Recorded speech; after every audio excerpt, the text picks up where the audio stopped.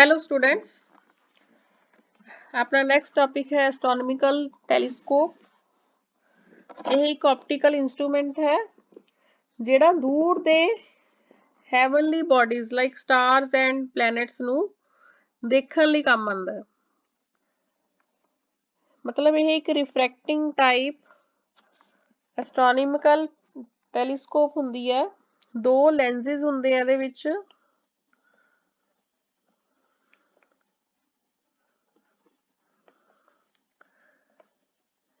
ਇਸ ਤਰ੍ਹਾਂ ਦੋ ਕਨਵਰਜਿੰਗ ਲੈਂਸਿਸ ਹੁੰਦੇ ਆ।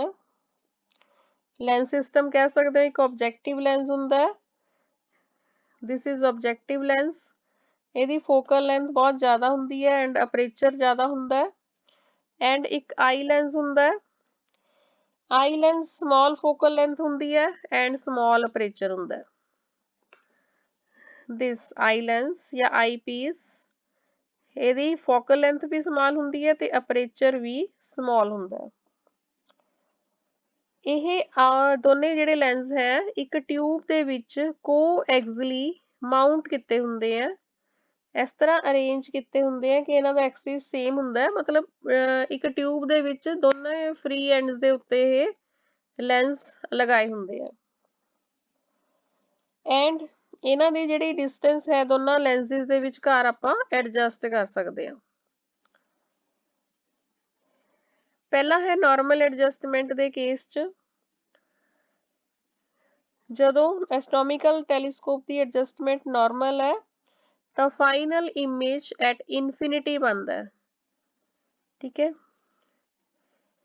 ਐਂਡ ਕੋਰਸ ਆਫ ਰੇਜ਼ ਦੇਖੋ, ਇਹਦੇ ਵਿੱਚ ਹੁਣ ਕੋਰਸ ਆਫ ਰੇਜ਼ 'ਚ ਪੈਰਲਲ ਬੀਮਸ ਆ ਰਹੀਆਂ ਨੇ। ਥੀਸ ਆਰ ਪੈਰਲਲਸ ਆਬਜੈਕਟ ਤੋਂ ਆ ਰਹੀਆਂ ਨੇ। ਇਹ ਆਬਜੈਕਟਿਵ ਲੈਂਸ ਤੇ ਪੈ ਰਹੀਆਂ ਟੈਲੀਸਕੋਪ ਦੇ, ਤੇ ਇੱਕ ਇਹ ਰੀਅਲ ਐਂਡ ਇਨਵਰਟਿਡ ਇਮੇਜ ਬਣਾ ਰਹੀਆਂ ਨੇ। ਐਂਡ ਇਹ ਇਮੇਜ ਜਿਹੜਾ ਹੈ ਡਿਮਨਿਸ਼ਡ ਹੁੰਦਾ ਹੈ। ਇਹ ਵਾਲਾ ਇਮੇਜ ਬਣ ਰਿਹਾ ਹੈ but it is real, inverted and diminished. ਠੀਕ ਹੈ। ਆਈ ਪੀਸ ਨੂੰ ਫਿਰ ਇਸ ਤਰ੍ਹਾਂ ਐਡਜਸਟ ਕੀਤਾ ਜਾਂਦਾ ਹੈ। ਦਿਸ ਆਈ ਪੀਸ ਨੂੰ ਇਸ ਤਰ੍ਹਾਂ ਐਡਜਸਟ ਕੀਤਾ ਜਾਂਦਾ ਹੈ ਕਿ ਇਹ ਇਸ ਦੀ ਫੋਕਸ ਤੇ ਐਡਜਸਟ ਹੋ ਜਾਵੇ। ਇਸ ਆਈ ਪੀਸ ਤੇ ਫੋਕਸ ਤੇ ਇਸ ਇਮੇਜ ਨੂੰ ਐਡਜਸਟ ਕੀਤਾ ਜਾਂਦਾ ਹੈ। ਦੈਨ ਇਹਦਾ ਫਾਈਨਲੀ ਕੀ ਬਣਦਾ ਹੈ? ਹਾਈਲੀ ਮੈਗਨੀਫਾਈਡ ਇਮੇਜ ਬਣਦਾ ਹੈ ਬਟ ਐਟ ਇਨਫਿਨਿਟੀ। ਠੀਕ ਹੈ। ਇਹ ਜਿਹੜਾ ਹੈਗਾ image with respect to this image erect ਹੁੰਦਾ ਹੈ ਐਂਡ ਆਬਜੈਕਟ ਦੇ ਕੰਪੈਰੀਟਿਵਲੀ ਇਹ ਇਨਵਰਟਿਡ ਹੁੰਦਾ ਹੈ। ਮਤਲਬ ਜੇ ਆਪਾਂ ਆਬਜੈਕਟ ਦੀ ਗੱਲ ਕਰੀਏ ਤਾਂ ਇਹ ਉਹਦੇ ਕੰਪੈਰੀਟਿਵਲੀ ਇਨਵਰਟ ਹੀ ਹੋਏਗਾ ਬਟ ਇਸ ਇਮੇਜ ਦੇ ਕੰਪੈਰੀਟਿਵਲੀ ਇਹ ਇਰੈਕਟ ਹੋਏਗਾ। ਬਟ ਐਸਟ੍ਰੋਨੋਮਿਕਲ ਟੈਲੀਸਕੋਪ ਦੇ ਵਿੱਚ ਇਹ ਗੱਲ ਇੰਨੀ ਜ਼ਿਆਦਾ ਮੈਟਰ ਨਹੀਂ ਕਰਦੀ ਹੈਗੀ ਕਿ ਫਾਈਨਲ ਇਮੇਜ ਇਨਵਰਟ ਬਣ ਰਿਹਾ ਹੈ, ਕਿਉਂਕਿ ਜਿਹੜੇ ਐਸਟ੍ਰੋਨੋਮਿਕਲ ਆਬਜੈਕਟਸ ਹੁੰਦੇ ਆ ਮੋਸਟਲੀ ਸਫੈਰੀਕਲ ਹੁੰਦੇ ਆ। ਇਸ ਕਰਕੇ ਇਰੈਕਟ ਹੋਣਾ ਜਾਂ ਇਨਵਰਟਿਡ ਹੋਣਾ ਇੰਨਾ ਜ਼ਿਆਦਾ ਮੈਟਰ ਨਹੀਂ ਕਰਦਾ ਹੈਗਾ। ਇਹ ਤੁਸੀਂ ਰੇ ਡਾਇਗਰਾਮ ਦੇਖ ਰਹੇ ਹੋ। ਇਸ ਰੇ ਡਾਇਗਰਾਮ 'ਚ ਉਸ ਤਰ੍ਹਾਂ ਹੀ ਟੈਨ ਅਲਫਾ ਬਣ ਰਿਹਾ ਹੈ, ਟੈਨ ਬੀਟਾ ਬਣ ਰਿਹਾ ਟ੍ਰਾਇੰਗਲਸ ਦੇ ਵਿੱਚ। ਠੀਕ ਹੈ। ਜਿਸ ਤਰ੍ਹਾਂ ਤੁਸੀਂ ਮਾਈਕਰੋਸਕੋਪ ਦੇ ਵਿੱਚ ਕਰ ਰਹੇ ਹੋ ਉਹ ਐਂਗਲਸ ਤਾਂ ਤੁਸੀਂ ਸਮਝ ਹੀ ਚੁੱਕੇ ਹੋ ਹੁਣ ਤੱਕ, ਬੜੀ ਚੰਗੀ ਤਰ੍ਹਾਂ ਸਮਝ ਚੁੱਕੇ ਹੋ। ਇਸ ਦੇ ਵਿੱਚ ਵੀ ਮੈਗਨੀਫਾਈਂਗ ਪਾਵਰ ਜਾਂ ਐਂਗੂਲਰ ਮੈਗਨੀਫਿਕੇਸ਼ਨ ਕੀ ਹੁੰਦੀ ਹੈ ਐਸਟ੍ਰੋਨੋਮਿਕਲ ਟੈਲੀਸਕੋਪ ਦੀ। ਜਦੋਂ ਆਪਾਂ ਨਾਰਮਲ ਐਡਜਸਟਮੈਂਟ ਦੀ ਗੱਲ ਕਰੀਏ then it is the ratio of the angle subtended at the eye by the final image to the angle subtended at the eye by the object directly when the final image and the object both lie at infinite distance from the eye। मैं repeat कर रही हूँ बेटा। magnification ਹੁੰਦੀ है ratio of the angle subtended at the eye by the final image to the angle subtended at the eye by the object directly when the final image and the object both lie at infinite distance from the eye।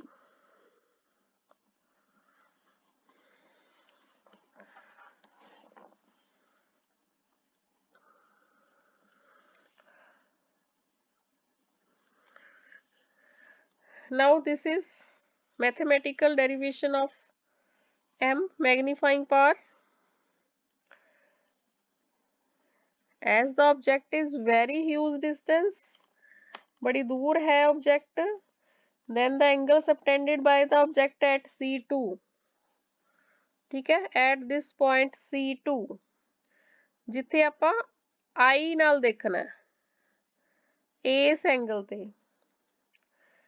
ਇਹ angle same ਹੋਏਗਾ किस angle they, angle subtended by the object at C1, this C1, because this C1 and C2 ਆਪਾਂ ਕਵਾਂਗੇ बहुत close है, ठीक है। Now angle A dash C1 B dash, A dash this C1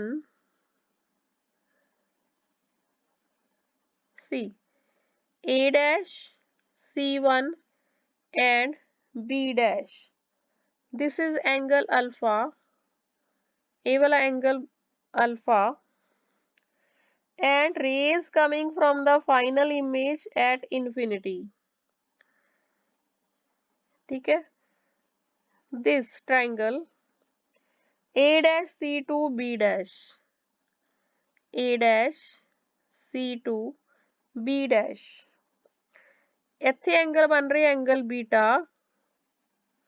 this angle is angle beta, I ਤੇ angle बन रहे है ये, ਇਸ ਕਰਕੇ ਡੈਫੀਨੇਸ਼ਨ ਆਪਾਂ m is equal to beta upon alpha means tan beta upon tan alpha ਤੋਂ ਕੀ ਲਵਾਂਗੇ, triangle A dash B dash C2 ਦੇ ਵਿੱਚ tan beta ਕਿਹਦੇ ਬਰਾਬਰ ਹੋਏਗਾ, perpendicular upon base, ਔਰ ਇਸ ਟ੍ਰਾਇੰਗਲ ਦੇ ਵਿੱਚ A dash B dash C2,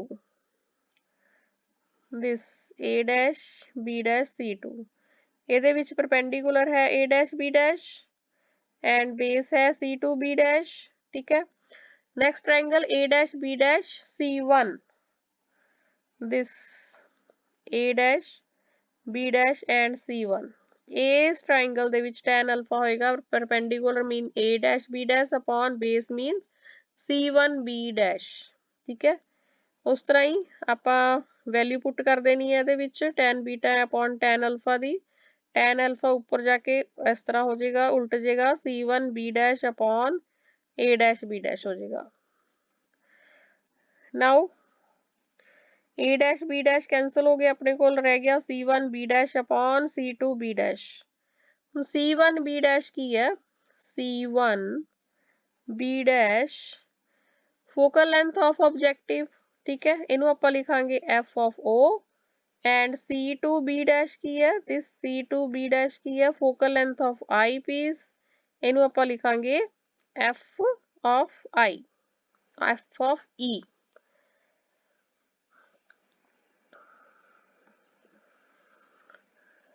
ਇਸ ਤਰ੍ਹਾਂ ਹੀ ਹੁਣ ਦੂਸਰੀ ਆਪਾਂ ਕੇਸ ਲੈ ਕੇ ਚੱਲਦੇ ਹਾਂ,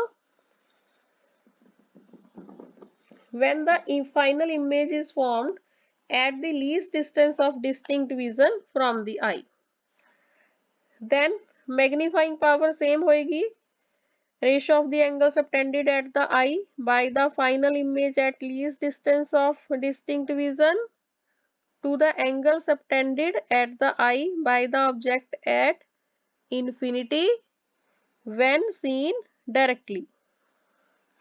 मैं रिपीट कर रही हूँ बेटा, ਜਦੋਂ ਆਪਣਾ ਕੋਰਸ ਆਫ ਰੇਜ਼ ਇਸ ਐਸਟ੍ਰੋਨੋਮਿਕਲ ਟੈਲੀਸਕੋਪ ਦੇ ਵਿੱਚ ਫਾਈਨਲ ਇਮੇਜ ਕਿੱਥੇ ਬਣ ਰਿਹਾ ਹੈ, at least distance of distinct vision mean d distance ਤੇ ਬਣ ਰਿਹਾ ਹੈ, then angular magnification or magnifying power ਕੀ ਹੋਏਗੀ, ratio of the angle subtended at the eye by the final image at the least distance of distinct vision to the angle subtended at the eye by the object at infinity when seen directly।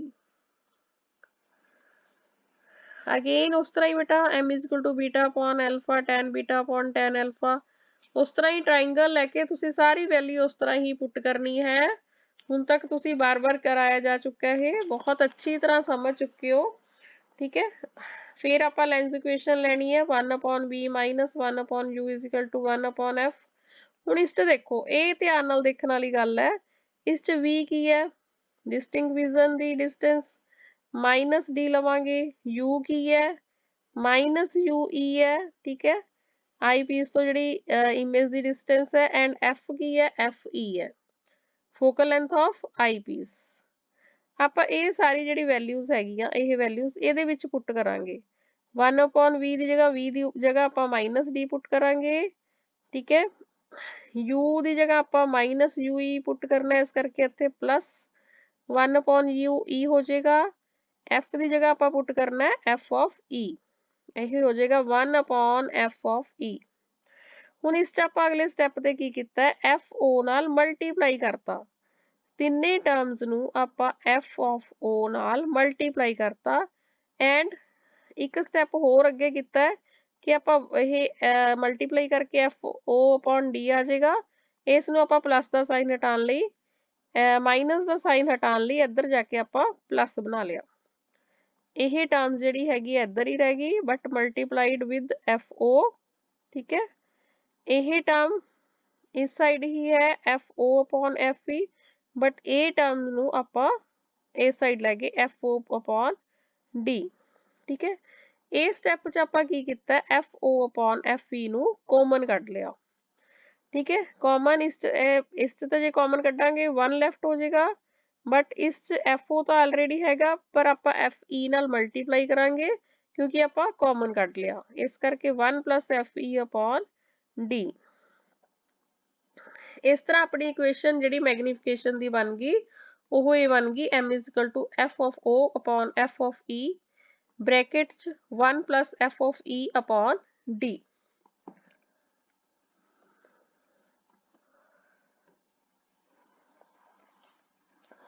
ਇਹ ਜਿਹੜਾ ਹੈਗਾ ਆਪਣਾ case, ਇਸ ਚੋਂ ਆਪਾਂ ਦੇਖ ਸਕਦੇ ਹਾਂ ਕਿ ਮੈਗਨੀਫਾਈਂਗ ਪਾਵਰ ਜੇ ਨੈਗੇਟਿਵ ਹੁੰਦੀ ਹੈ ਤਾਂ ਫਾਈਨਲ ਇਮੇਜ ਐਸਟ੍ਰੋਨੋਮਿਕਲ ਟੈਲੀਸਕੋਪ 'ਚ ਇਨਵਰਟਿਡ ਹੁੰਦਾ ਹੈ, means upside down and left turned right ਹੁੰਦਾ ਹੈ and immediate image is between the two lenses, ਠੀਕ ਹੈ। ਇਸ ਕਰਕੇ ਆਪਾਂ ਇਸ ਨੂੰ ਯੂਜ਼ ਕਰ ਸਕਦੇ ਹਾਂ।